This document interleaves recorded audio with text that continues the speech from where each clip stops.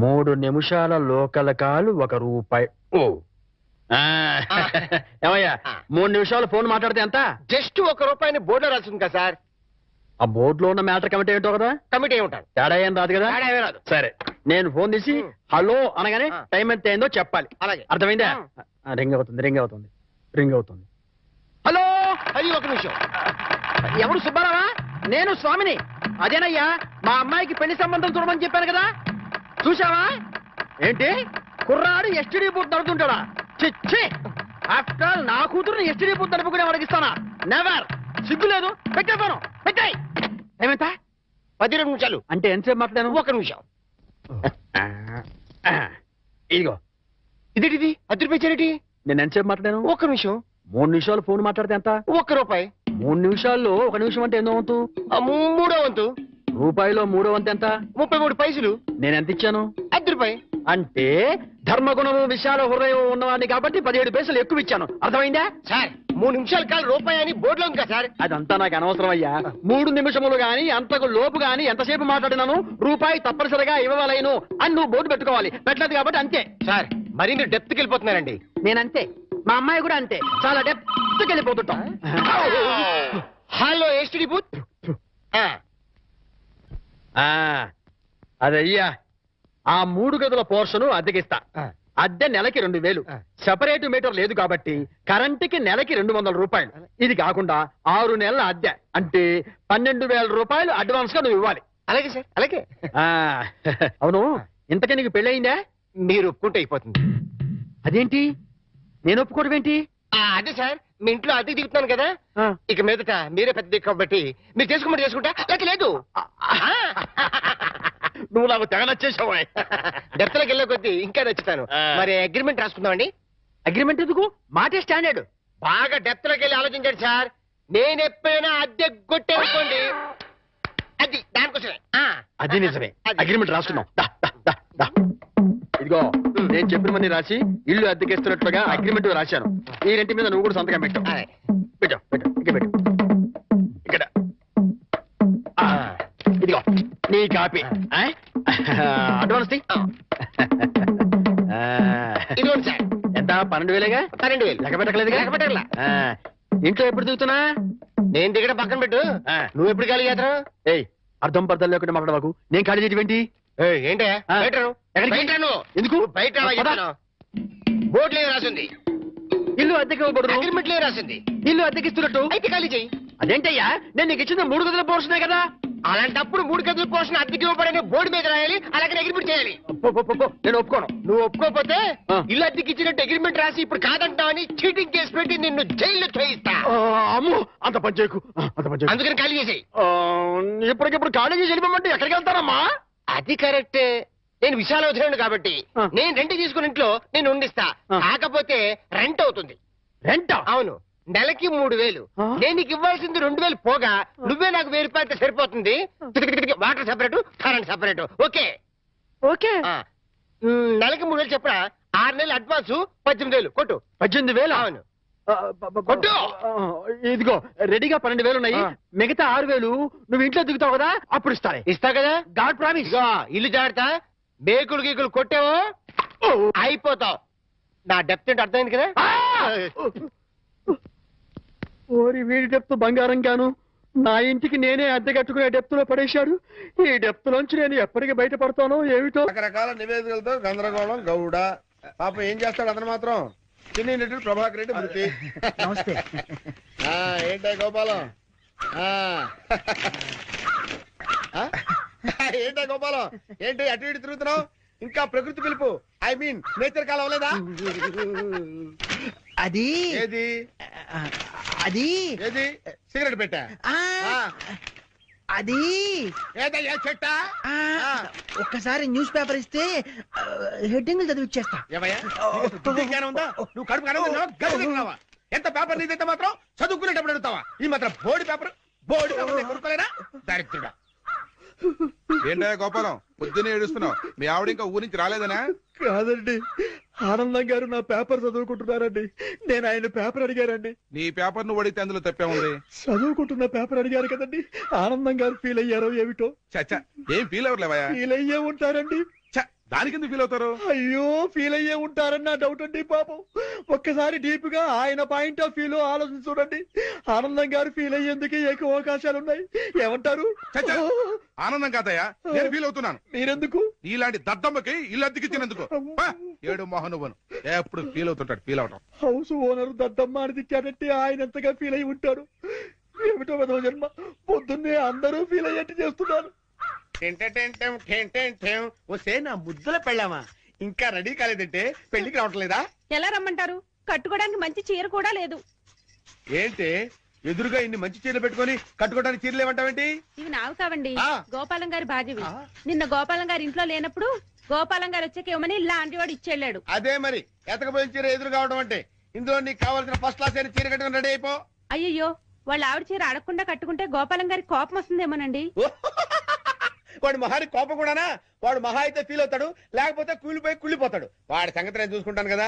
ఇదిగో ఈ green and red border సారి బ్రహ్మాండంగా ఉంది, ఇది కట్టుకో. నేను వెళ్ళి ఆటో పిలుచుకొస్తాను. ఓకే? లంబోదర లఘుమికర లంబోద. అమ్మయ్యా, మా ఆవిడ వచ్చేసింది. నా కష్టాలలో తిరిగిపోయింది. గమ్మత్తు చేస్తా, గమ్మత్తు చేస్తా. ఏమండి? ఏమండి? నా మాట అది కావాలేదండి. అయ్యో ఏమండి? అయ్యో ఆవిడ ఏమనుకుందో ఏమిటో. నేను దానికోసం అనుకుందేమో. ఏమండి? ఎంత పని చేశారండి? అయ్యో నేను ఏమీ చేయలేదండి. ఏమండో? ఏంటా గోపాలం, ఏంటలా బాధపడుతున్నావు? ఏంటి సంగతి? ఏమీ లేదండి. ఆ. ఇవాళ మా ఆవిడ ఊరి నుంచి రావాలండి. రాలేదని ఫీల్ అవుతున్నావా? కాదండి, మా ఆవిడ చీర కట్టుకున్న మీ ఆవిడని చూసి చూసి మా ఆవిడ అనుకుని వెనక్గా వెళ్ళి గట్టిగా గట్టిగా కావలించుకున్నానండి. ఆనందం గారు, నేను కావాలని కవలించుకోలేదండి. ఏదో పొరపాటున. ఓకే ఓకే ఓకే, ఏదో పొరపాటు అయిపోయింది అంటున్నావు కదా, దానికి ఉంది చాలా. అలా కాదండి, ఏదో చీర చూసి పొరపాటు పడి మీ ఆవిడ్ని కావలించుకున్నానే గాని మీ ఆవిడ్ని కావలించుకోవాలని కల్లో కూడా ఎప్పుడు అనుకోలేదండి. ఒకవేళ అలాంటి కోరికే మనసులో ఉంటే మనసులోనే దాచేసుకుంటాం కానివ్వండి, మీ ఆవిడ్ని కావలించుకునేంత సాహసం చేస్తామా చెప్పండి? ఆనందం గారు, నేను మీ ఆవిడ్ని కావలించుకున్నందుకు కావలించుకున్నాను కావలించుకున్నాను కావలించుకున్నాను 100 సార్లు చెప్తావు. నేను ఎన్నిసార్లు కావలించుకోలేదు? కంపన పుడుతుంది.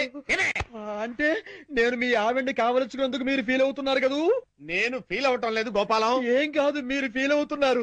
మీ విసుగు చూస్తే అర్థం అవుతోంది. నేను ఫీల్ అవటం లేదు గోపాలం. నేను ఒప్పుకోను.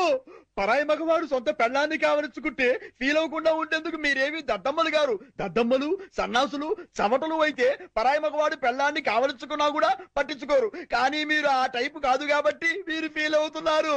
నాకు తెలుసు. ఓరే నీ పిండాన్ని పిల్లులకు పెట్ట, ఈ రేంజ్ లో తింటున్నావేంట్రా? ఓకే, నువ్వు నా పెళ్ళాన్ని కౌగులించుకున్నందుకు నేను ఫీల్ అవుతున్నాను రా. ఇంకా సేపు నా కళ్ళ ముందు కనపడ్డావంటే నిన్ను ఫ్రై చేసుకుని పరపరా పరపరా తింటాను రా. వెళ్ళవతలకి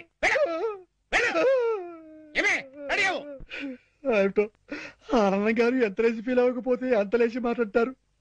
జరిగిన దానికి వాళ్ళ ఆవిడ ఎంత ఫీల్ అవుతుందో, ఇది తెలిస్తే మా ఆవిడ ఎంత ఫీల్ అవుతుందో ఏమిటో. ఆనందం గారి దృష్టిలో బ్యాడ్ ఫిలర్ అయిపోయారు. రేపటి నుంచి న్యూస్ పేపర్ అడుగుతారు, అడగరు. Bad luck. నా కర్మ.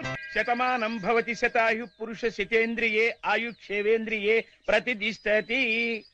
బాబు ఆనందం, అయ్యా, ఇకనైనా నీకు మంచి బుద్ధులు రావాలని, మంచి ఆలోచనలు కలగాలని ఆ అమ్మవారిని వేడుకో.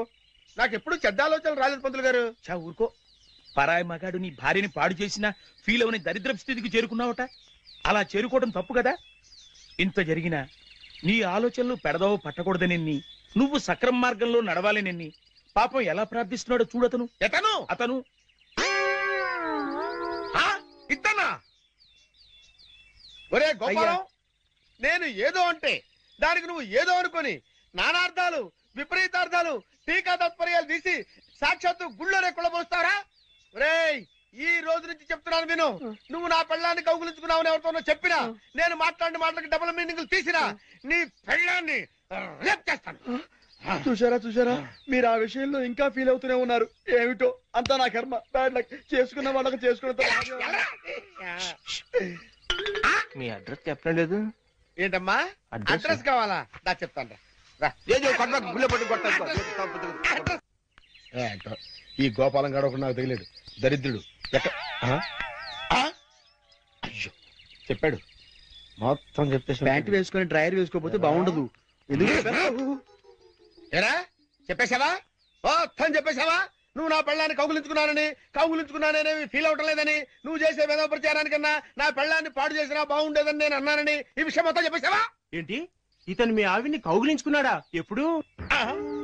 అంటే వీడు ఆ మ్యాటర్ మీకు చెప్పలేదా? అతనేం చెప్పలేదు, అంతా మీరే చెప్పేశారు. అంతా నేనే చెప్పానా? ఈ ఎదవ చెప్పేశాడేమో అనుకుని అంతా నేనే చెప్పానా? వీడేం చెప్పలేదన్నమాట.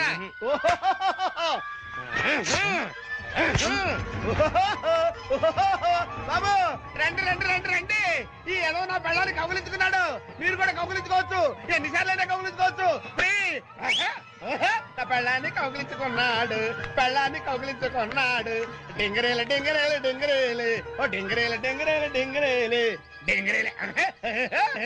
ఏంటి అడ్రస్ చెప్పకుండా అట్ట పారిపోతాడు ఆయన? ఆయన అడ్రస్ చెప్పకుండా వెళుతున్నందుకు మీరేమైనా ఫీల్ అవుతున్నారా? చూశారా, ఒక విధంగా మీరు ఫీల్ అయ్యేందుకు కూడా నేనే కారణమయ్యాను.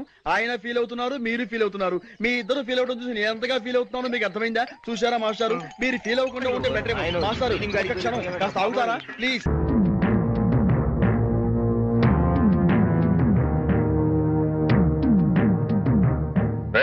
ఇంట్లో అద్దెకుంటు నువ్వేనా? నేను అడ్డుకుంటలేదు, నేను ఇంటి ఓనండి. నువ్వే ఓనర్ గ్యారంటీ ఏంటి? నీకు ప్రూఫ్ కావాలా? అవును. నాతో రా. అడు.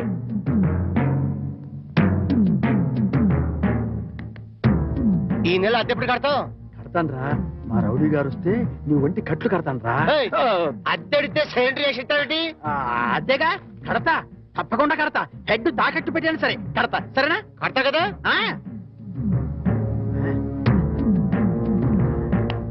అబ్బా అంతే కదా, కడతాలేవయ్యా. వచ్చేసావా? అబ్బా నన్ను కొడతావేందయ్యా? ఇల్లు ఖాళీ చేయనందుకు. ఖాళీ చేసిన నేను కదయ్యా, వాడు నేను ఓనర్ని. ఓనర్ ఎవరు, అద్దెకోరది ఎవరో తెలియదా?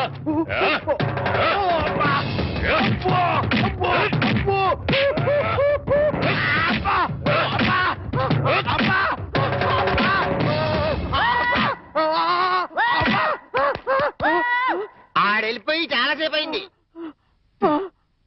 మనతో పెట్టుకుంటే రంగు పడుద్ది. పడిందిగా. అది